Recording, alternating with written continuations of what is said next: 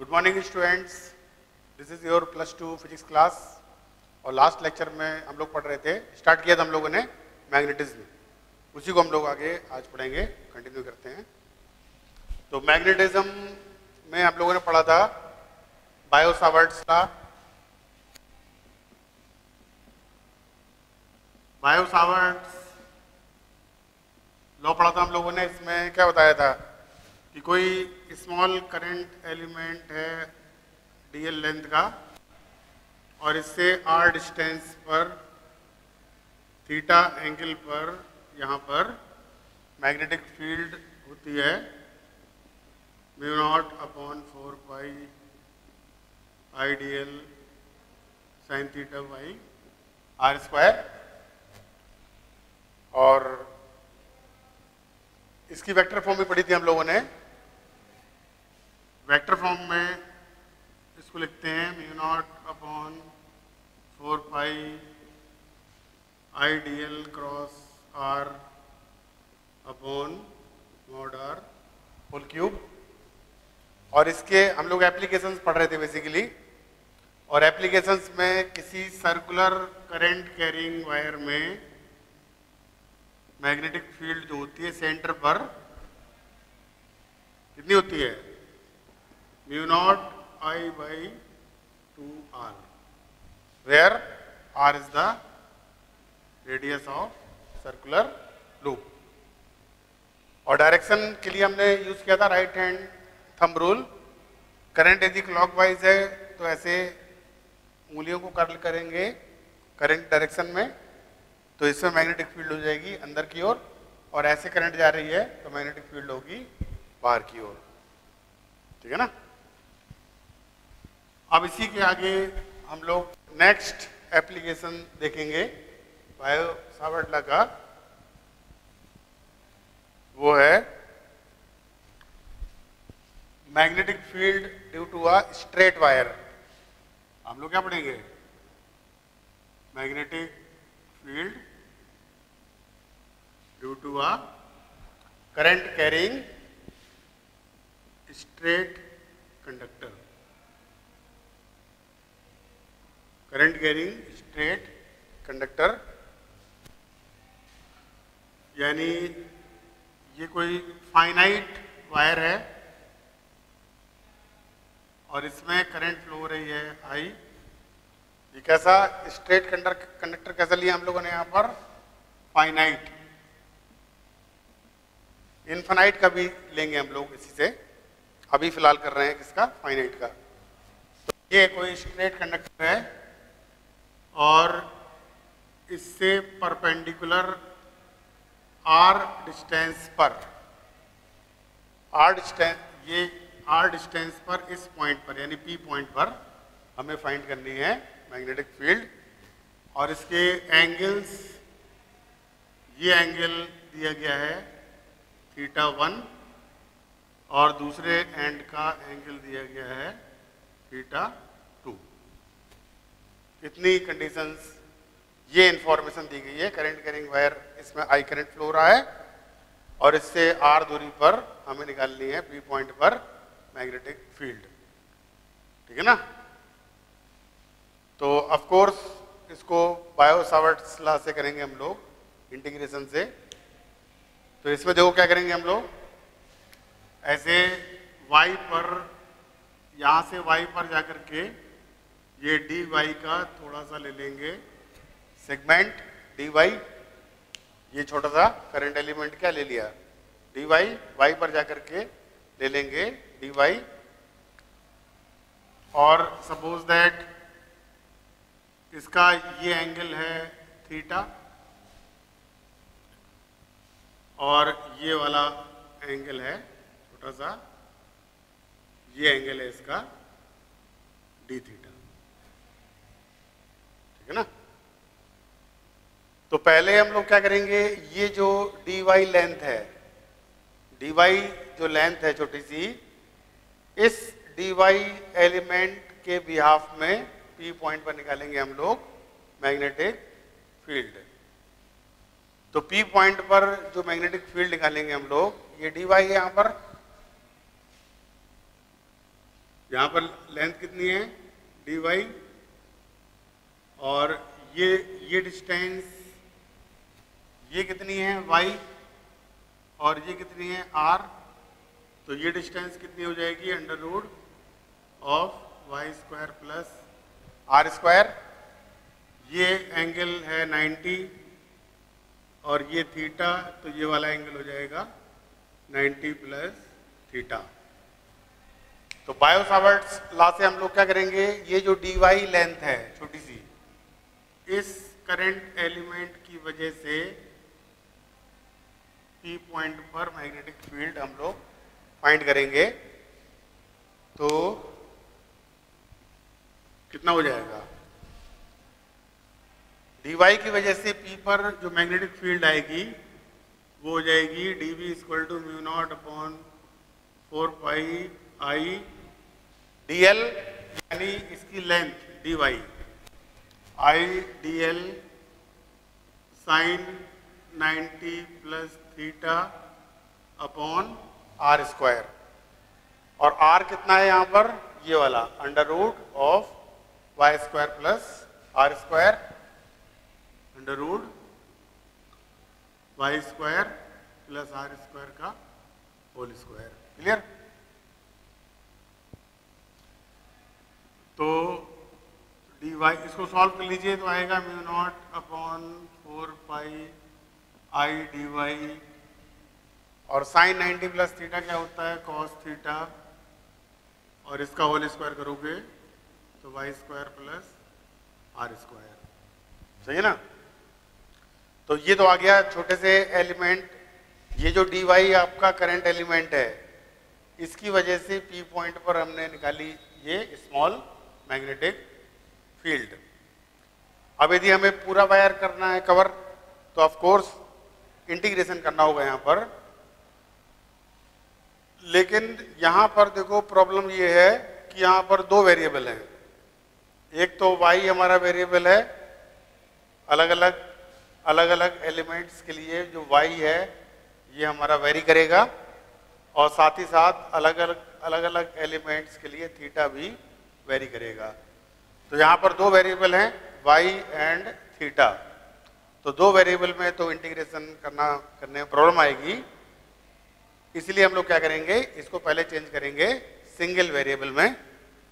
Single variable में change करने के लिए ये जो ट्रायंगल है इससे ले लो tan theta. tan theta equal to हो जाएगा y upon r, that is y equal to r tan theta. दोनों तरफ करेंगे डिफरेंशिएट। डिफरेंशिएट करोगे तो कितना आएगा, D Y equal to R secant square theta D theta.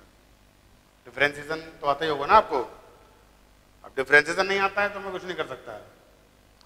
y का डिफरेंशिएशन कितना आएगा, 1 इंटू डी वाई, और tan थीटा का कितना हो गया, secant square theta.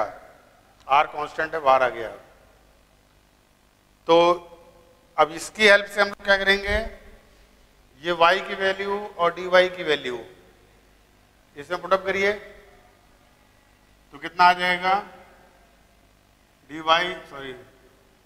db equal to mu naught upon 4 pi I cos theta, और dy की वैल्यू कितनी है, r secant square theta D theta,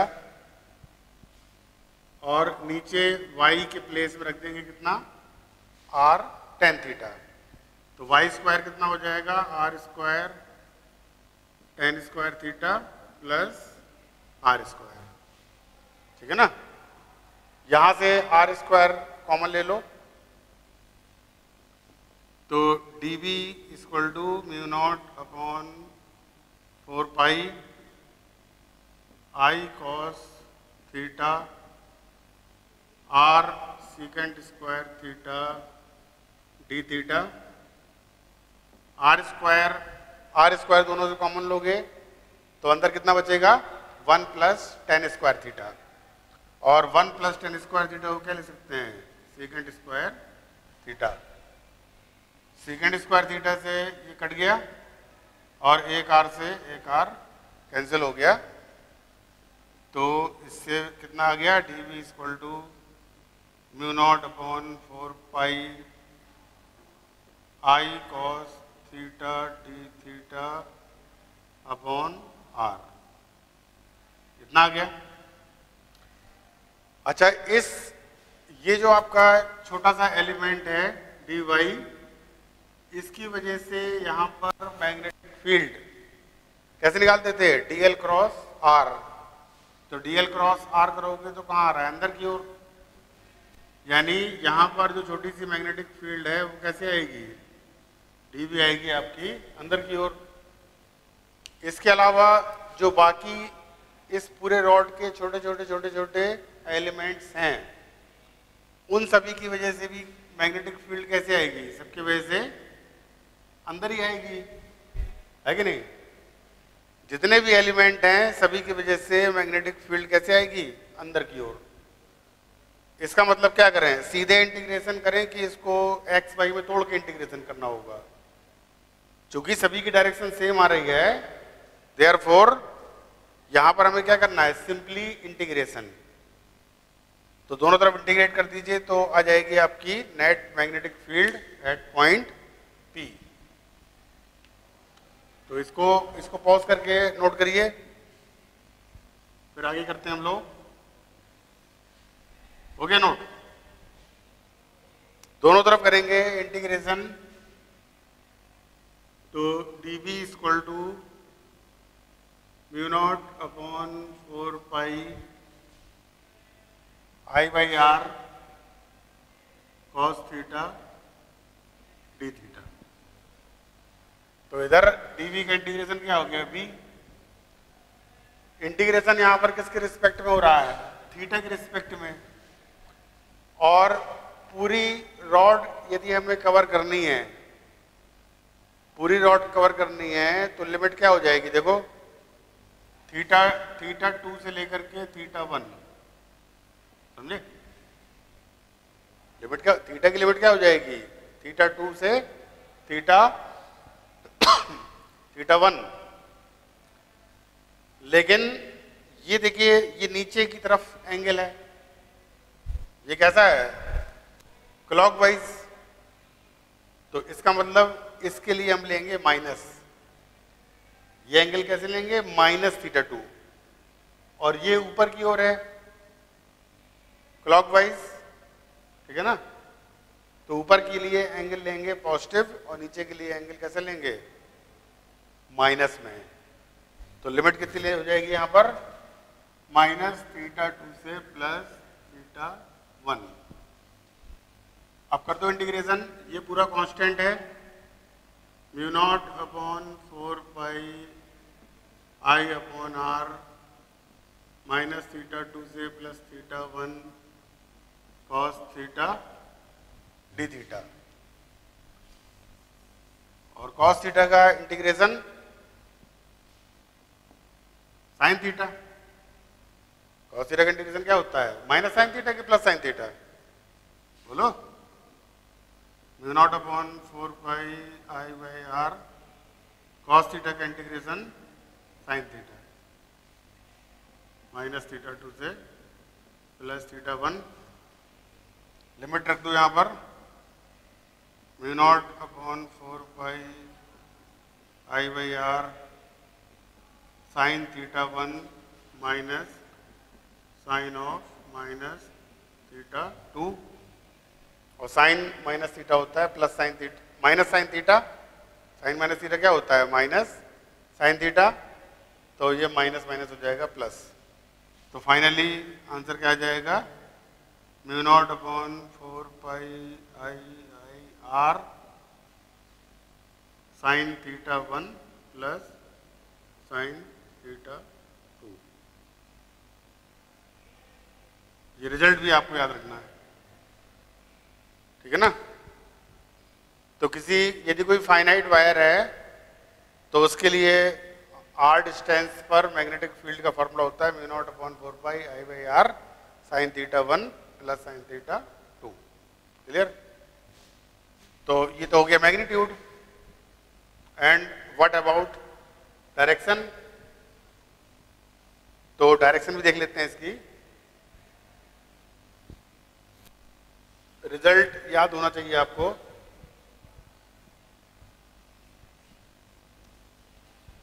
result अच्छे से रट्टा मार लो।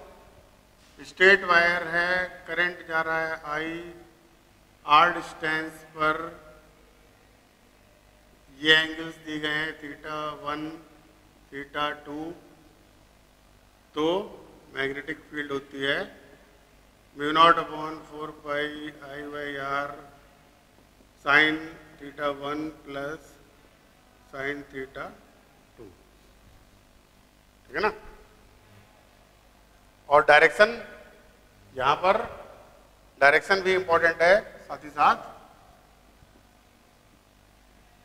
डायरेक्शन, मैग्नेटिक फील्ड की डायरेक्शन, इसके लिए बहुत सारे रूल्स हैं, लेकिन फिलहाल हम लोग यहां पर यूज करेंगे right hand palm rule. Right hand palm rule.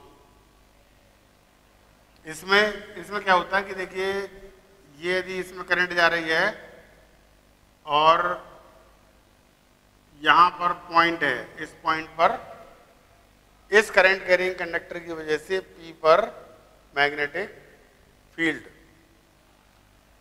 तो राइट हैंड पाम रूल क्या बोलता है आपका कि स्ट्रेच, राइट हैंड लीजिए पहले अपना, राइट हैंड लीजिए और वायर को पकड़ लीजिए।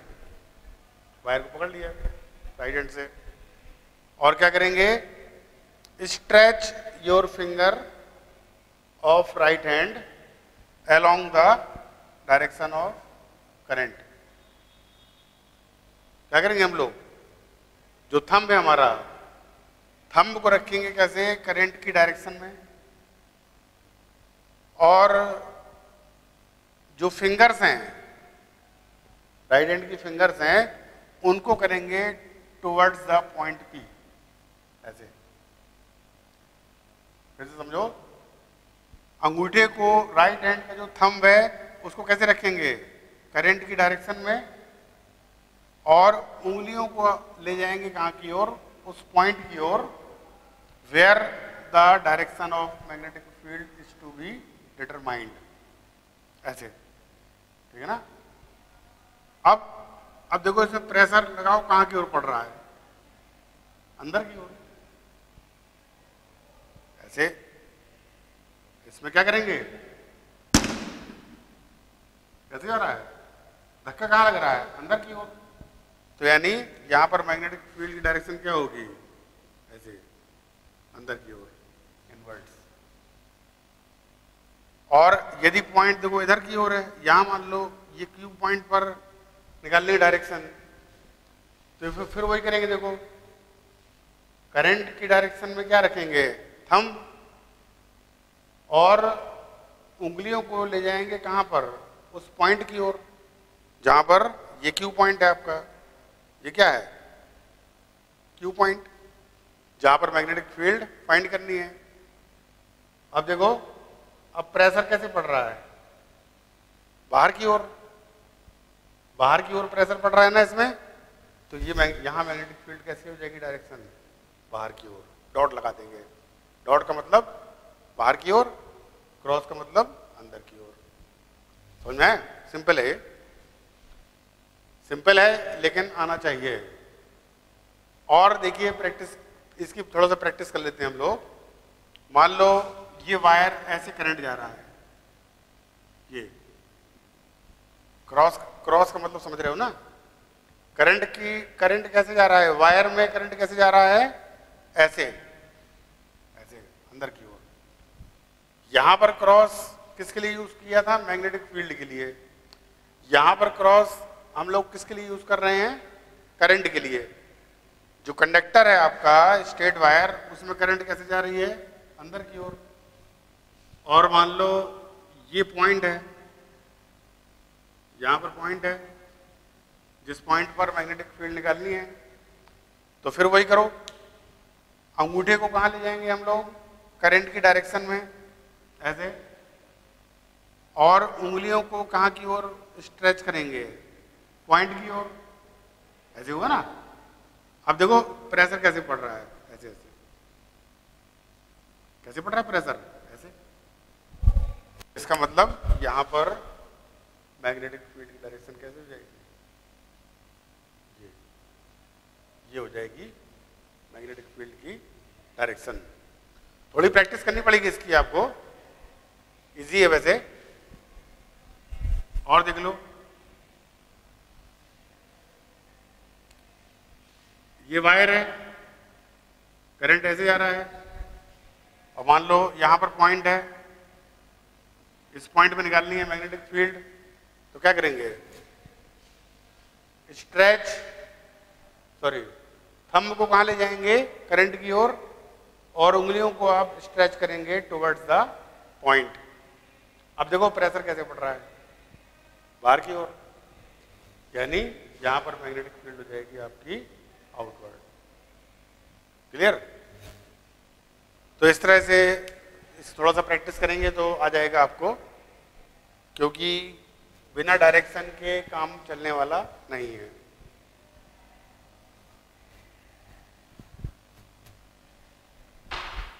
मान लो ये आपका यहां पर ये करंट जा रही है, इसका मतलब डॉट का मतलब करंट कहां जा रही है, बाहर की ओर, ठीक है ना।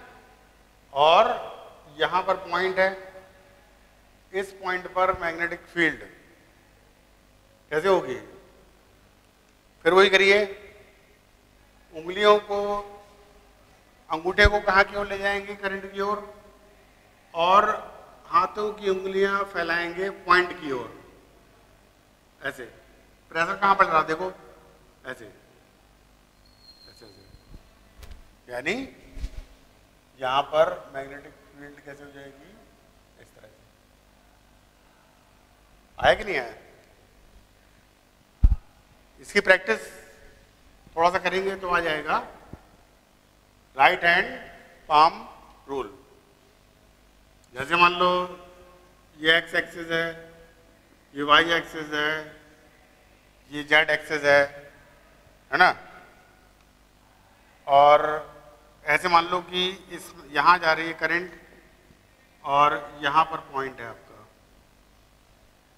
जेड एक्सिस में जा रही है करंट, और इस पॉइंट पर मैग्नेटिक फील्ड की डायरेक्शन करना हर बार वही है। देखिए जेड एक्सिस का मतलब क्या हुआ, ऐसे जा रहा है आपका, जेड एक्सिस कैसे होती है, ऐसे बोर्ड के परपेंडिकुलर, है ना।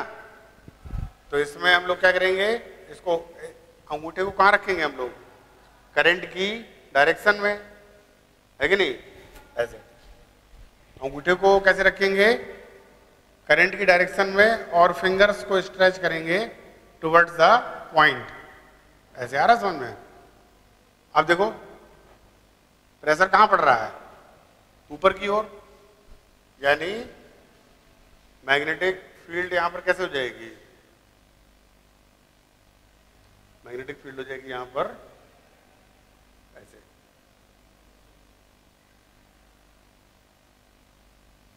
समझ रहे हो,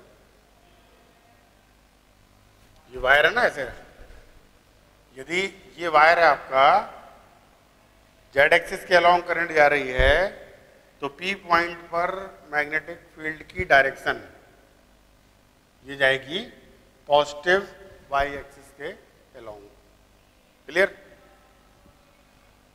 तो इसमें मैग्नीट्यूड के साथ साथ आपको डायरेक्शन भी फाइंड करनी आनी चाहिए, बहुत ही इसमें आपको क्रिस्टल क्लियर होना चाहिए, अदरवाइज न्यूमेरिकल्स और कंसेप्चुअल प्रॉब्लम्स आपसे नहीं होने वाली है। तो मैग्नीट्यूड कितना होता है आपका, यदि करंट आई जा रही है तो यहां पर पी पॉइंट पर मैग्नेटिक फील्ड होती है mu naught upon 4 pi I by R sine theta 1 plus sine theta 2। और डायरेक्शन ऑफ मैग्नेटिक फील्ड के लिए हम यूज करते हैं right hand palm rule. Direction निकालने के लिए और भी बहुत सारे रूल्स हैं, लेकिन this is the best, right hand palm rule, ठीक है ना। तो फार्मूला तो याद होना ही चाहिए आपको, लेकिन फार्मूले के साथ साथ जो बहुत सारे छोटे छोटे पॉइंट्स हैं इसमें, फार्मूला सभी को याद रहता है, लेकिन main thing is that how can we apply the formula. यदि एप्लीकेशन अप्लाई नहीं कर पा रहे आप फार्मूले को, तो इसका कोई इंपॉर्टेंस नहीं है। तो इसमें छोटी छोटी बातें आप और देखेंगे, जैसे मान लो, देखो ऐसे वायर कोई, इसमें करंट जा रहा है आई, और हमें फाइंड करना है ये एंगल, ये डिस्टेंस दी गई है सपोज दैट x, और ये एंगल दिया गया है 60 डिग्री, और ये एंगल दिया गया आपका मान लो 20 डिग्री, ठीक है ना।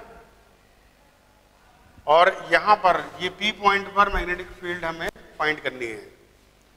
तो फॉर्मूला हम लोगों ने क्या सीखा अभी करंट कैरिंग वायर के लिए मैग्नेटिक फील्ड का formula μ0/4πI/r sin θ1 plus sin θ2, ये तो फार्मूला हो गया। अब इसमें देखो ये जो R है, यदि हमें P पॉइंट पर निकालनी है मैग्नेटिक फील्ड, तो यहां पर R के प्लेस में क्या लोगे, R के प्लेस में क्या लोगे, X लोगे कि कुछ और लोगे। तो देखो डेरिवेशन आप याद करो, डेरिवेशन में आपने यदि P पॉइंट पर मैग्नेटिक फील्ड निकालनी थी, तो उसमें R डिस्टेंस कहां से ली गई थी, वायर के परपेंडिकुलर। तो यहां पर ये x जो डिस्टेंस है, क्या ये परपेंडिकुलर डिस्टेंस है, नो। तो आपको क्या करना होगा कि वायर तो यहीं तक है आपका, यहां से यहां तक। अभी क्या करोगे आप, वायर को एक्सटेंड कर लोगे ऐसे, समझने के लिए वायर को क्या करेंगे, एक्सटेंड करेंगे, और P पॉइंट से डालेंगे वायर पर परपेंडिकुलर। तो ये डिस्टेंस कितनी है x, ये 20 डिग्री है, तो ये कितना आ जाएगा x cos 20, समझे। तो यानी जो फॉर्मूले में r डिस्टेंस है, ये कौन सी डिस्टेंस हमें लेनी है, r is the distance which is perpendicular to the conductor. तो इस पर्टिकुलर प्रॉब्लम में हम लोग r के प्लेस में क्या लेंगे, x cos 20, ठीक है ना। r के प्लेस में क्या लेंगे हम लोग, x cos 20, समझे, ठीक है भाई। अब देखो हमें θ1 और θ2 इसमें क्या लेंगे, यहां पर दो एंगल आपको दिखाई दे रहे हैं, एक 20 का और एक 60 का। तो कितना एंगल लें θ1 और कितना एंगल लें θ2, बताइए क्या लेना चाहिए। सोचिए, पहले एक बार सोचिए कि हमें θ1 और θ2 हमें क्या लेंगे if we have to calculate the magnetic field at point P। अब देखो फिर डेरिवेशन को याद रखिए आप, आपने क्या किया था डेरिवेशन में, θ1 तो लिया था ऊपर वाले एंड का एंगल P पॉइंट से, और नीचे वाले एंड से एंगल लिया था नीचे की ओर θ2। और ये एंगल्स कहां से लिए थे हम लोगों ने, परपेंडिकुलर से। ये जो परपेंडिकुलर था वायर के, अपर एंड का एंगल θ1 और लोअर एंड का एंगल कितना है थीटा 2। तो इसलिए हमें एंगल कहाँ से लेने हैं? इस परपेंडिकुलर से। इस पर्टिकुलर एग्जाम्पल में परपेंडिकुलर आर हमारा ये है, तो ऊपर से एंगल, ऊपर वाले एंड से, ऊपर वाले जो वायर का अपर एंड है वहां से एंगल देखो कितना बन रहा है, 20 + 60 80। यानी इसमें यदि हमें पी पॉइंट में निकालनी है मैग्नेटिक फील्ड, तो θ1 कितना लेंगे हम लोग? 80। And what about θ2? θ2 कौन सा एंगल था? परपेंडिकुलर से लोअर एंड का एंगल। और कैसा एंगल था ये? ऊपर वाला तो हम लोग गए थे क्लॉकवाइज, और नीचे वाले एंड के लिए कैसे गए थे? Anti clockwise. अब यहां से यानी θ2 निकालने के लिए हमें परपेंडिकुलर से कहां जाना चाहिए? क्लॉकवाइज कि एंटी क्लॉकवाइज? जो लोअर एंड तक हमें पहुंचना है कैसे? नीचे से। तो नीचे से जाओगे इस एंड तक, तो एंगल देखो कितना आएगा आपका, ऐसे ऐसे ऐसे ऐसे यहां तक। नीचे वाला, अभी तो नीचे वाला एंड आएगा, तो ये एंगल कितना हो जाएगा? देखो पूरा होता है कितना? 360। तो यानी θ2 हो जाएगा कितना? θ2 हो जाएगा आपका 360 - 80, दैट इज कितना हो जाएगा? 280। θ2 हो जाएगा 280। और या फिर आप यदि ये वाला एंगल लेना चाहो, यदि आप इस तरह से जाओगे तो ये वाला एंगल माना जाएगा, लेकिन हमें इसको लेना होगा माइनस में। तो या तो लेंगे 280 या फिर θ2 लेना चाहिए हमें -20 डिग्री। एक ही बात है दोनों। चाहे तो आप एंटी क्लॉकवाइज चलोगे तो ले लो 280, और या फिर यदि ये एंगल लेना है हम लोगों को तो कैसे लेंगे? माइनस में। क्लियर? तो इस तरह से आपको ये छोटे छोटे पॉइंट्स क्लियर होने चाहिए। फॉर्मूला तो याद होना ही चाहिए, लेकिन फॉर्मूले को कैसे अप्लाई करना है वो भी आपका इम्पोर्टेंट है। ठीक है ना? इसमें एक होमवर्क लिए दे रहे हैं क्वेश्चन, इसको करना।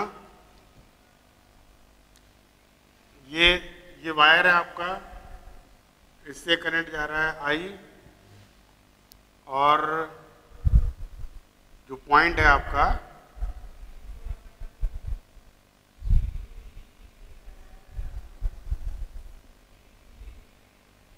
ये एंगल दिया गया है 45 डिग्री, ये डिस्टेंस दी गई है ए। इस पॉइंट पर मैग्नेटिक फील्ड हमें निकालनी है, और ये वाला एंगल दिया गया है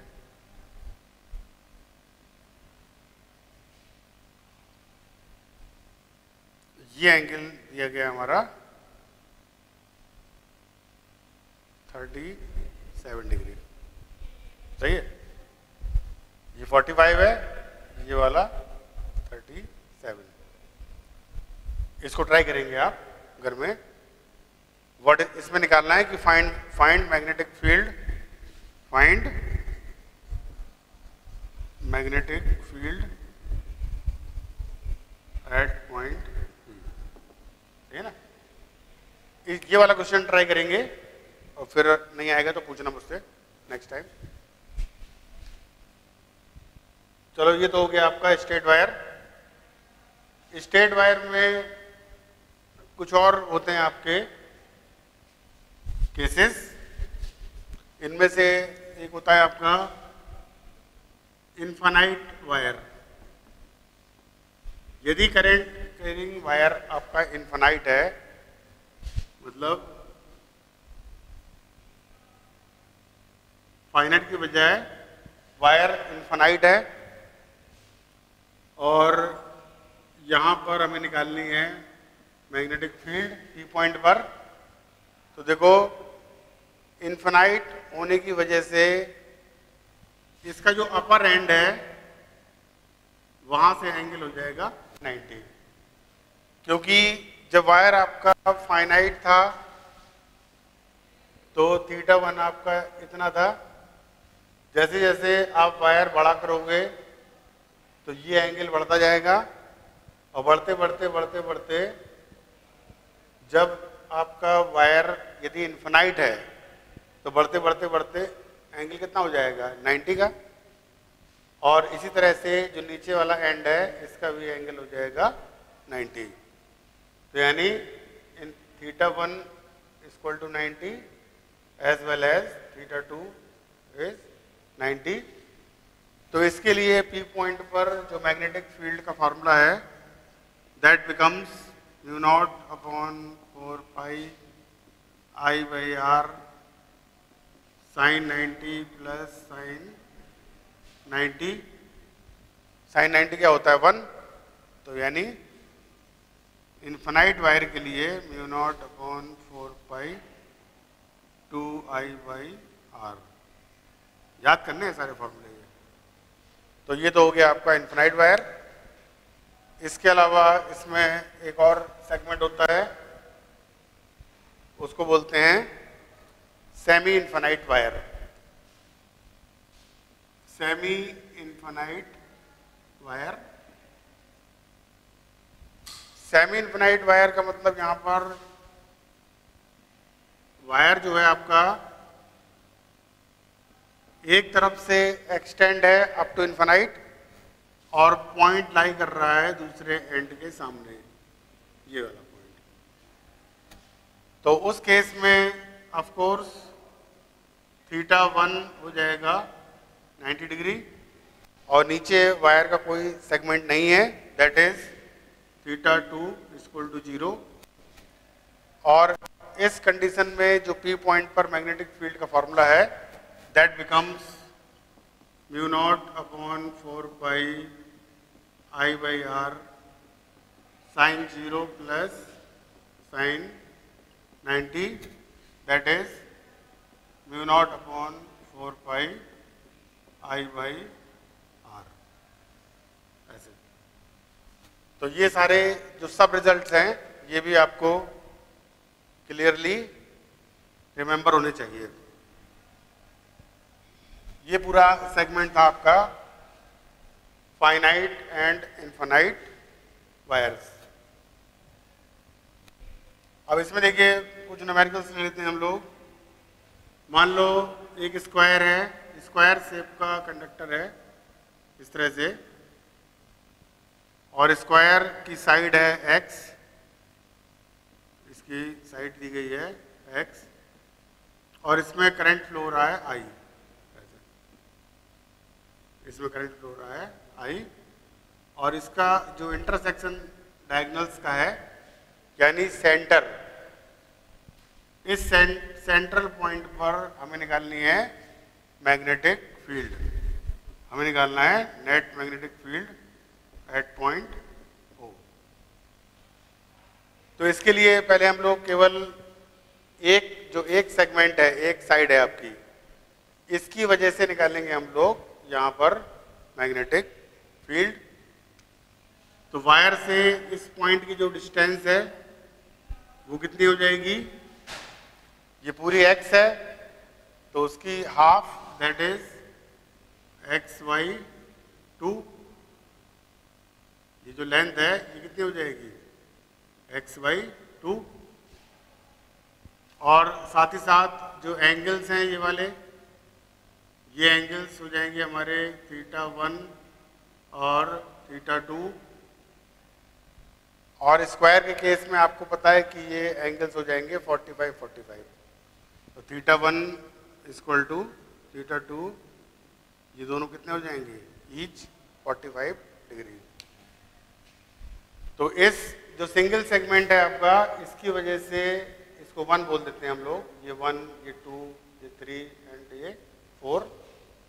तो जो फर्स्ट सेगमेंट है इसकी वजह से जो मैग्नेटिक फील्ड होगी mu naught upon 4 pi I by R कितना हो जाएगा x/2 साइन थीटा 1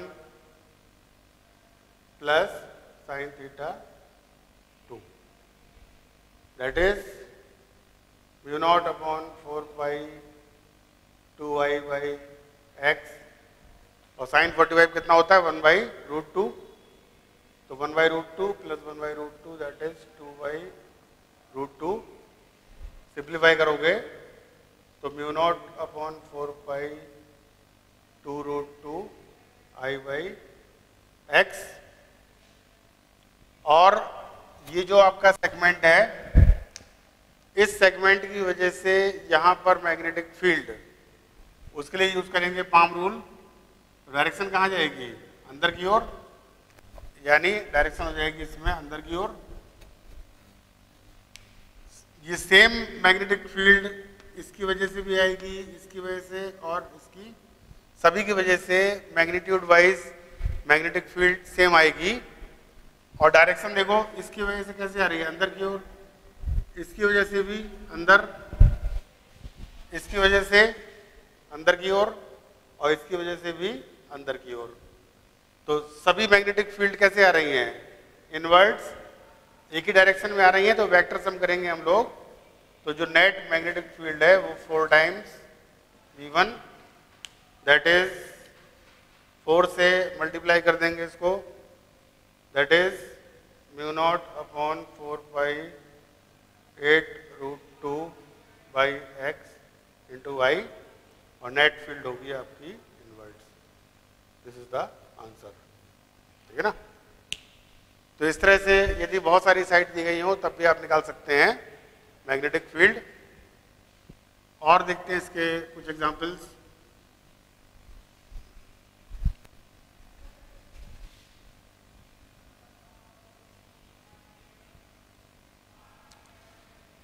दोनों का मिक्सचर भी ले सकते हैं हम लोग।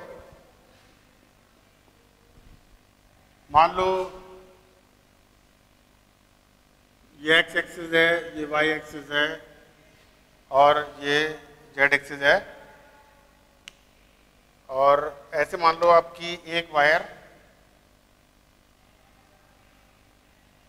ये 3D में देखना होगा आपको, एक वायर आपका आ रहा है z एक्सिस के पैरेलल, ऐसे करंट कैरिंग वायर है ये, यहाँ से इसकी लेंथ है इन्फिनिटी, और एक्स वाई प्लेन में ऐसे ये फोल्ड हो रहा है, और फिर फाइनली ऐसे, फिर ये जेड एक्सिस के पैरेलल जा रहा है अप टू इन्फिनिटी, करंट हाई फ्लो हो रहा है इसमें, और इसकी ये जो हाफ सर्किल बन रहा है इसकी रेडियस है r, और हमें फाइंड करना है O पॉइंट पर मैग्नेटिक फील्ड।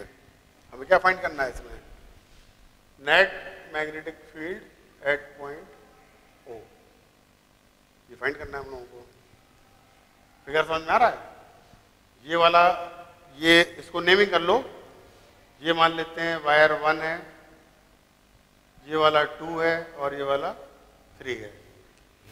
कैसे आ रहा है देखो, ये पहला वाला वायर आ रहा है जेड एक्सिस के पैरेलल, फिर एक्स वाई प्लेन में ये हाफ सर्किल में गया, और फाइनली फिर ये जा रहा है जेड एक्सिस के पैरेलल। तो पहले, सबसे पहले देखिए जो B1 है, पहले वायर की वजह से जो मैग्नेटिक फील्ड होगी, ये आपका कौन सा वायर है, semi infinite wire, mu naught upon 4 pi I by R, R यानी वायर से पॉइंट की लेंथ, तो ये कितनी हो जाएगी, ये हो जाएगी आपकी आर के इक्वल, तो आई बाई आर ये हो गया। डायरेक्शन इज इंपॉर्टेंट हियर, देखो राइट हैंड पाम रूल लगाइए इसमें, ऐसे वायर है आपका इनफैक्ट, तो करंट को रखेंगे, अंगूठे को कैसे रखेंगे, करंट की डायरेक्शन में ऐसे, और उंगलियों को फैलाएंगे कहाँ की ओर, पॉइंट की ओर। प्रेशर डालो, कहाँ पड़ रहा है? ये कौन सी एक्सिस है? यदि हम लोग अंगूठे को कैसे रखें करंट की डायरेक्शन में और उंगलियों को कहाँ पर स्ट्रेच करेंगे? Toward the point where magnetic field is to be calculated. Pressure डालो, कहाँ पड़ रहा है बताइए? ये कौन सी एक्सिस है? X axis, Y axis, Z axis, कौन सी एक्सिस है ये? बोलो बोलो, कौन सी एक्सिस है ये? Negative of Y axis, Y axis के अपोजिट। तो यानी वेक्टर में करोगे इसको तो v1 इक्वल टू कितना आ जाएगा? यहां पर आ जाएगा माइनस जे कैप। क्लियर? ये वाला, अब ये सेकंड वाला वायर, सेमी सर्कुलर वायर की वजह से मैग्नेटिक फील्ड, ये सारे फॉर्मूले याद कर लिए ना? कितनी होती है? μ0I/4R। और डायरेक्शन कैसे निकालते हैं? सर्कुलर वाले में कैसे निकालते हैं? Curl your fingers of right hand along the direction of current, then thumb will give you the direction of magnetic field. तो अब थंब हमारा जा रहा है कौन सी एक्सिस में? ये कौन सी एक्सिस है? Negative Z axis. तो वेक्टर में लिखोगे इसको तो v2 इक्वल टू हो जाएगा माइनस के कैप। क्लियर? इसी तरह से जो थर्ड वाला वायर है, it is again semi infinite wire, और सेमी इन्फिनाइट वायर में मैग्नेटिक फील्ड होती है μ0/4πI/r। और अगेन इसमें देखिए वायर आपका इनफैक्ट ऐसे है ये, तो फिर से वही तरीका, अंगूठे को कैसे रखेंगे? थंब को रखिए करंट की डायरेक्शन में and stretch your fingers towards the point where magnetic field is to be calculated. Pressure लगाओ, प्रेशर जानते हो ना, प्रेशर ऐसे ऐसे। तो ये कौन सी एक्सिस में मैग्नेटिक फील्ड आ रही है? Negative Y axis. That is v3 equal to कितना हो जाएगा? It is again minus J cap. फिर क्या करना है? ये तीनों निकालने के बाद वेक्टर में आएगी अपना, तो नेट फील्ड कितनी हो जाएगी आपकी? नेट फील्ड हो जाएगी v1 plus v2 plus v3। तो इसमें देखो v1 और v3 आपके सेम है, तो डबल कर देते हैं।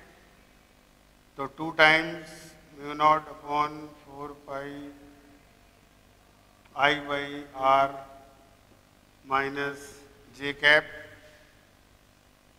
और प्लस v2 कितना हो जाएगा? μ0I/4R minus K cap. ये आपका फाइनल आंसर है। This is the net magnetic field. हाँ, यदि मैग्नीट्यूड वाइज पूछा जाए कि what is the magnitude of net field, तो मैग्नीट्यूड वाइज आपको पता ही है। यदि कोई वेक्टर आपका लिखा है X I cap plus Y J cap plus Z K cap, तो उसका मैग्नीट्यूड क्या होता है? Under root X square plus Y square plus Z square. तो यदि आपको इसका मैग्नीट्यूड फाइंड करना है तो मैग्नीट्यूड हो जाएगा अंडर रूट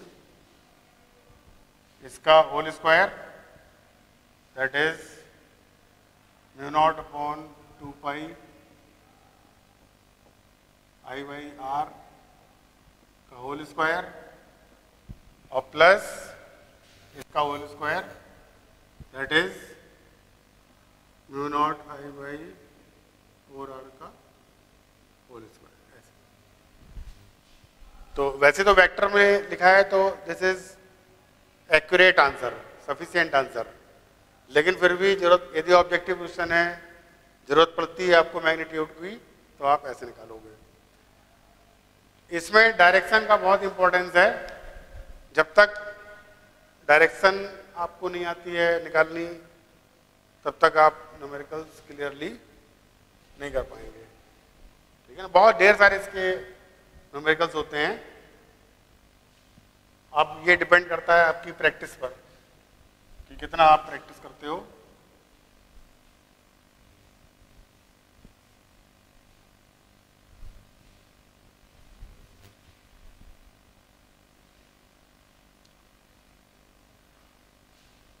जैसे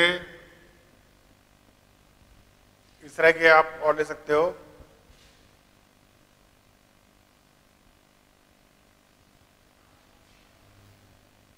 ये एक्स एक्सिस, ये वाई एक्सिस, ये जेड एक्सिस, और एक वायर इनफिनाइट वायर आ रहा है यहाँ से parallel to Z axis,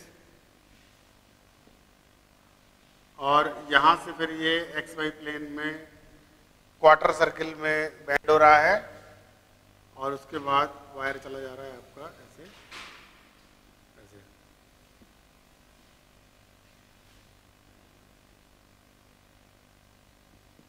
infinite यहाँ पर, और दिस डिस्टेंस इज आर, और ये इसका सेंटर है ओ, और इसमें भी हम लोगों को निकालनी है net magnetic field at point O. इसकी भी कर लेंगे, नेमिंग कर लेंगे हम लोग।